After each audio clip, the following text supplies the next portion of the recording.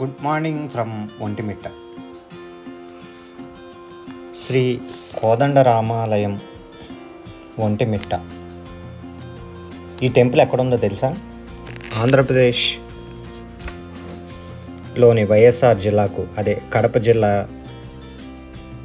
జిల్లాలో ఉంది. ఇక్కడ మూలమూర్తులు కోదండరాముడు, సీతాదేవి, లక్ష్మణస్వామి. ఈ టెంపుల్కి ఎలా వెళ్ళాలంటే, కడప నుంచి రాజంపేటకు వెళ్ళే దారిలో 27 కిలోమీటర్స్ దూరంలో ఒంటిమిట్ట అనే ఊరు ఉంటుంది.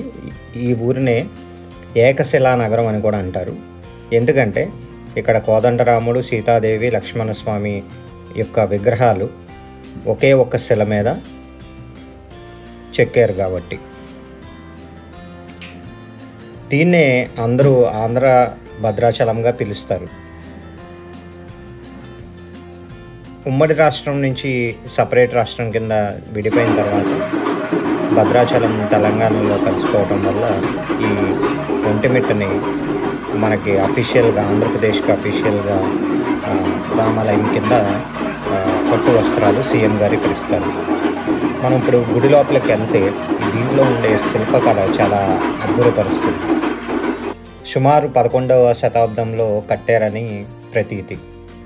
ఈ గుడి ముందుగా ఒంటెడు, మిట్టెడు అనే ఇద్దరు దొంగలు వాళ్ళు గుహలో దోచేసిన బంగారం దాచుకుంటూ ఉంటే శ్రీరాముల విగ్రహం కనిపించింది. అప్పుడు వాళ్ళు శ్రీరామునికి భక్తులయ్యి వాళ్ళు వెచ్చించిన ధనము కొంత తీసుకొచ్చి గుడి కట్టడం స్టార్ట్ చేశారు. అలాగా అనేక రాజులు దీన్ని డెవలప్ చేసుకుంటూ వచ్చారు. సో ఇక్కడ దర్శనం అయిన తర్వాత బయటకు వచ్చేటప్పటికి మనకి బటర్ మిల్క్, అలాగే జలప్రసాదం కింద వాటరు టీడీటీ వాళ్ళు ఇచ్చారు. అది కూడా ఒక ప్రసాదం లాగే. అలాగే లోపల ఫ్రీ ప్రసాదం కూడా పెట్టారండి. దర్శనం అయ్యి బయటకు వచ్చిన వెంటనే ఇక్కడ ఫ్రీ ప్రసాదం లైన్లోకి వెళ్తే ఫ్రీ ప్రసాదం కూడా ఇచ్చారు. అలాగే లోపల చిన్న చిన్న మండపాలు, అలాగే చిన్న మందిరాలు, లైక్ శివుని గుడి కూడా ఉంది. దర్శనం చేసుకుని బయటకు వచ్చిన వెంటనే గుడి క్యాంపస్లోనే ఈ రెండు మనకు కనిపిస్తాయి. చుట్టూరు, ఈ టెంపుల్ చుట్టూరు చాలా పెద్ద ప్రహరీ గోడలు కూడా ఉన్నాయండి. దీంట్లో ఉండే శిల్పకళ మాత్రం చాలా అద్భుతం. చాలా నీట్గా విత్ వెరీ ఫైన్ డీటెయిల్స్ తోటి ఈ గుడి యొక్క శిల్పాలని చెక్కారు.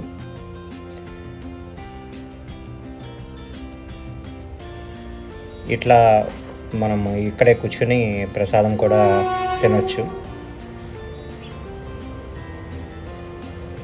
ఇది మెయిన్ గోపురం అండి.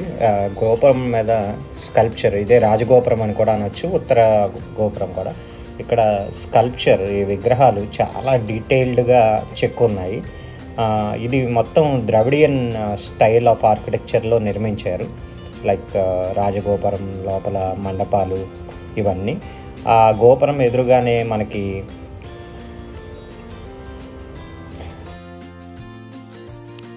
ఈ గుడి యొక్క స్థల పురాణం. రామలక్ష్మణులు చిన్నపిల్లలుగా ఉన్నప్పుడు విశ్వామిత్రుడు వారిని తమ యాగరక్షణకు తీసుకొచ్చాడని తెలిసిందే. కానీ సీతారామ కళ్యాణం జరిగాక కూడా అలాంటి సందర్భమే ఒకటి ఏర్పడింది. అప్పుడు బ్రహ్మాండు మహర్షి, శృంగి మహర్షి రామునిని ప్రార్థించగా దుష్ట శిక్షణ కోసం ఆ స్వామి సీతా లక్ష్మణ సమేతుడై అంబుల పొది, పిడుబాకు, కోదండం పట్టు ఈ ప్రాంతానికి వచ్చి యాగరక్షణ చేశాడని పురాణం చెప్తుంది. అందుకు ప్రతిగా ఆ మహర్షులు సీతారామ లక్ష్మణుల విగ్రహాన్ని ఏకశిలగా చెక్కించారని, తర్వాత జాంబవంతుడు ఈ విగ్రహాలను ప్రతిష్ఠింపచేశాడని ఇక్కడ ప్రజల విశ్వాసం. అందుకే హనుమంతుని విగ్రహం ఇక్కడ లేదు. ఈ దేవాలయంలో శ్రీరామ తీర్థం కూడా ఉంది. సీత కొరకై శ్రీరాముడు రామబాణంతో పాతాళ గంగని పైకి తెచ్చాడని అంటారు. ఇంకా చారిత్రక విశేషాలకు వస్తే గోపుర నిర్మాణం చోళ శిల్ప సంప్రదాయంలో అద్భుతంగా ఉంటుంది. ఫ్రెంచ్ యాత్రికుడైన టావర్నియర్ 16వ శతాబ్దంలో ఈ రామాలయాన్ని దర్శించి భారతదేశంలోని పెద్ద గోపురాలలో ఈ రామాలయం గోపురం ఒకటి అని కీర్తించాడు. అంటే అప్పట్లోనే అతిపెద్ద గోపురం ఈ ఒంటిమిట్ట దేవాలయానికి ఉంది. అదే కాకుండా ఇక్కడ అనేక కవులు శ్రీరాముడి గురించి కావ్యాలు రాశారు. వాల్మీకి రామాయణాన్ని సంస్కృతం నుంచి తెలుగులో కూడా అనువదించడం ఇక్కడే జరిగింది. ఆంధ్ర మహాభాగవతాన్ని రచించిన పోతన తాను ఏకశిలాపురి వాసినని చెప్పుకున్నాడు. అంతేగాక తన భాగవతాన్ని ఈ కోదండరామునికి అంకితం గావించాడు. ఇక్కడ నిత్యహోమం కూడా జరుగుతుంది. ఈ ఉత్సవమూర్తులు ఎదురుగా ఇట్లా హోమం జరుగుతూ ఉంది. సాంప్రదాయ దుస్తులతో వస్తే ఈ హోమాన్ని కూడా వీక్షించవచ్చు. ఇక్కడ చాలా అందంగా అలంకరించిన బల్ల మీద ఇవి విగ్రహాలు పెట్టున్నాయి. అలాగే పచ్చ తోరణాలు అన్నీ చాలా నీట్గా అరేంజ్ చేసింది. ఇదే ధ్వజస్తంభం. మూల విగ్రహంలో రాముని విగ్రహం పక్కన హనుమంతుడి విగ్రహం లేని రామాలయం భారతదేశంలోనూ ఇన్ఫ్యాక్ట్ ప్రపంచంలోనే ఇది ఒక్కటే. శ్రీరామ హనుమంతులు కలయికకు ముందే ఒంటిమిట్టలో సీతారామ లక్ష్మణులు ఏకశిలా విగ్రహం స్థాపించినట్లు కథనం. ఇదే మెయిన్ ఎంట్రన్స్ అండి. ధ్వజస్తంభం మీరు చూడొచ్చు. ఈ రామాలయానికి 3 గోపురాలు ఉన్నాయి. ఈ గోపురాలు ముఖద్వారం ఎత్తు సుమారు 160 అడుగులు. 32 స్తంభాలతో రంగమండపం నిర్మించబడింది. ఈ గోపురాలు చోళ పద్ధతిలో నిర్మించబడ్డాయి. రంగమండపం విజయనగర శిల్పాలను పోల్చి ఉంటుంది. ఈ దేవాలయాన్ని 1863, 1936 సమయంలో వాలికొలను సుబ్బారావు గారు మళ్ళీ పునరుద్ధరించారు.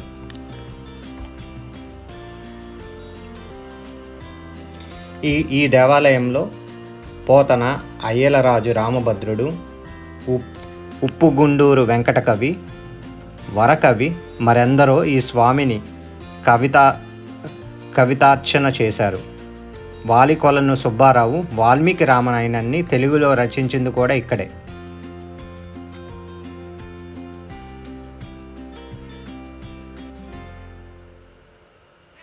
ప్రతి సంవత్సరం ఇక్కడ చైత్రశుద్ధ నవమి నుండి బహుళ విధియ దాకా బ్రహ్మోత్సవాలు జరుగుతాయి. ఈ బ్రహ్మోత్సవాల భాగంగా అనేక ఉత్సవాలు జరుగుతాయి. ఆ ఉత్సవంలో ఈ ప్రధాన గుడి చుట్టూరు ఈ ఆళ్వార్ని, శ్రీరాముణ్ణి ఇలా ఊరేగింపుగా తీసుకువెళ్తారు. ఒంటిమిట్ట రామాలయం సందర్శకులకు ఆకర్షించే అంశాలలో ఇంకొకటి ఇమాం బేగ్ బావి. ఈ బావి వల్లనే చాలా ముస్లిం సోదరులు కూడా ఈ రామాలయానికి వచ్చి దర్శించుకుంటారు. దీని హిస్టరీ చూస్తే ఇమాం బేగ్ 1640 సంవత్సరంలో కడపను పరిపాలించిన అబ్దుల్ నబీ ఖాన్ ప్రతినిధి.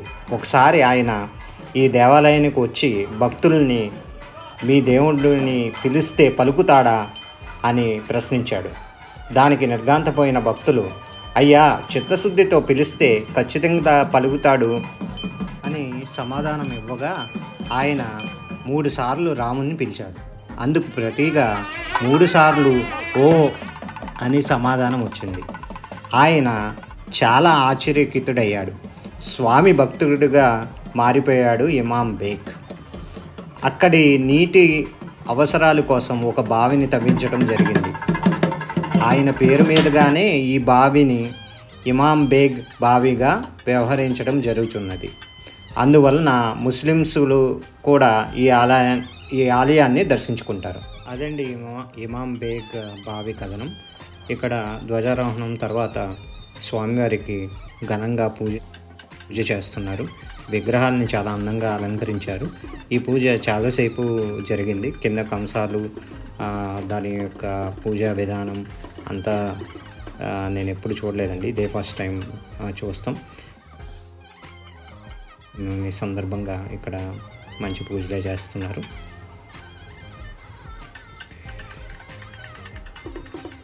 ఈ పూజ జరుగుతుంటే ఒక పక్కన మేళాల కోసం కేరళ వాళ్ళ డ్రమ్స్ని పెట్టారు. అది వినండి.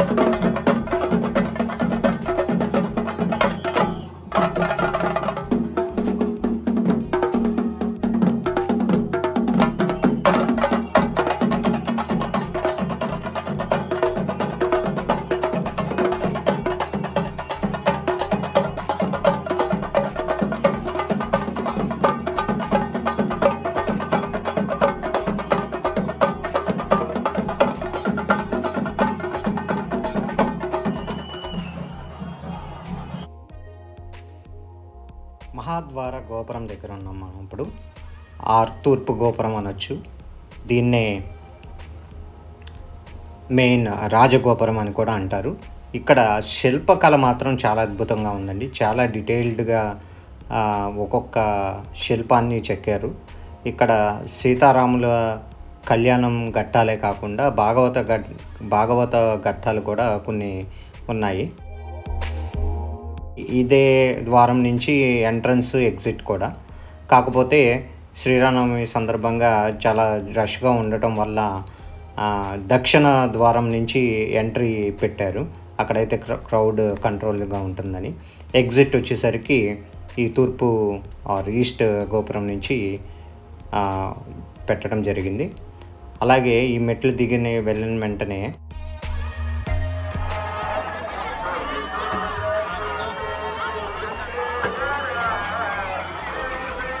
ఈ కోదండరామ టెంపుల్ మొత్తం ప్రీమిసెస్ మీరు చూసినట్టయితే చుట్టూరు చాలా హైట్లో ప్రహరీ ఉంటుంది.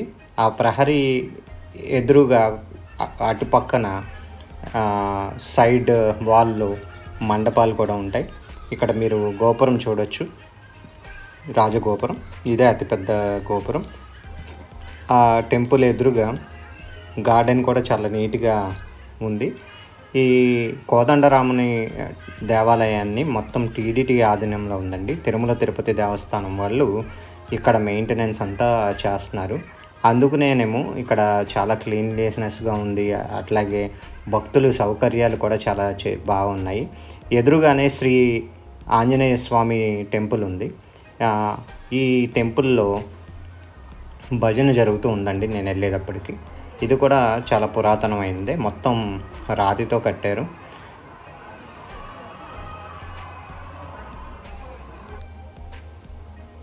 ఈ పైన గోపురం ఎలా ఉంటుంది ఒకసారి మనం చక్కచక్క ఒక ప్రదక్షిణ చేసేద్దామండి. మనకి జస్ట్ కనిపిస్తాయి ఈ టెంపుల్ చుట్టుపక్కల ఏమున్నాయి అని కూడా. అలాగే సాయంత్రం ఊరేగింపు కోసం అనుకుంటా ఈ ప్రతిమలు తయారు చేసి పెట్టారు.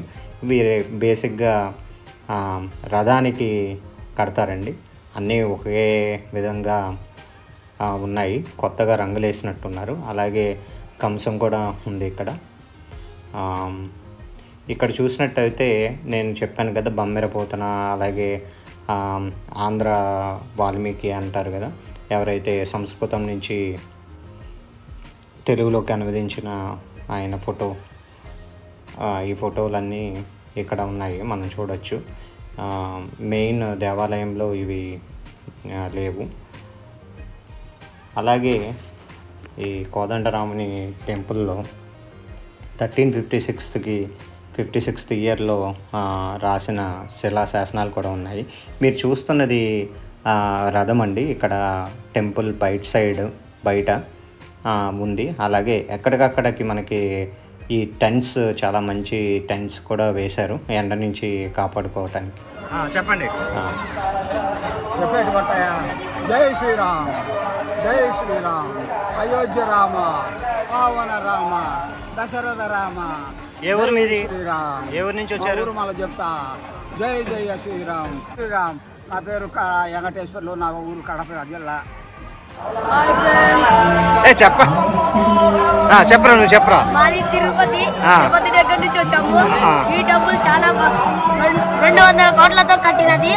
బాగా సూపర్ తో ఉన్నది.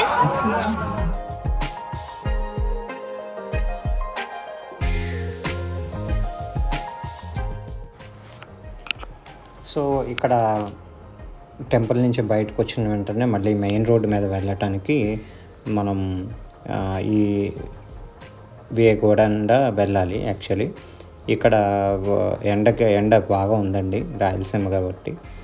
సో ఆ ఎండ దాటికి కాళ్ళు కూడా కాలుతున్నాయి. అందుకనేమో ఇక్కడ కార్పెట్స్ పెట్టి వాటర్ పోస్తూ ఉన్నారు.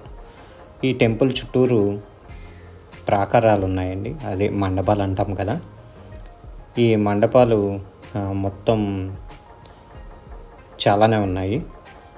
ఇది గుడి ఆవరణకి బయట ఉన్నాయన్నమాట, ప్రహరీకి బయట ఉన్నాయి. మరి ఇక్కడ పూర్వం ఏం చేసేవాళ్ళు అనేది నాకు అంత ఐడియా లేదు. మేబీ షాపులు ఏమన్నా పెట్టి ఉండొచ్చు, లేదంటే ఇక్కడ చిన్న చిన్న పూజలు గట్రా నిర్వహించవచ్చు. ఇలా బయటకు వచ్చిన వెంటనే వేరే నార్త్ గోపురం కూడా మనకు కనిపిస్తుంది. సో ఇక్కడ నుంచి మనం కళ్యాణ ప్రాంగణం వైపు వెళ్తున్నామండి. ఇక్కడ కళ్యాణం గుడి ఆవరణలో జరగదు.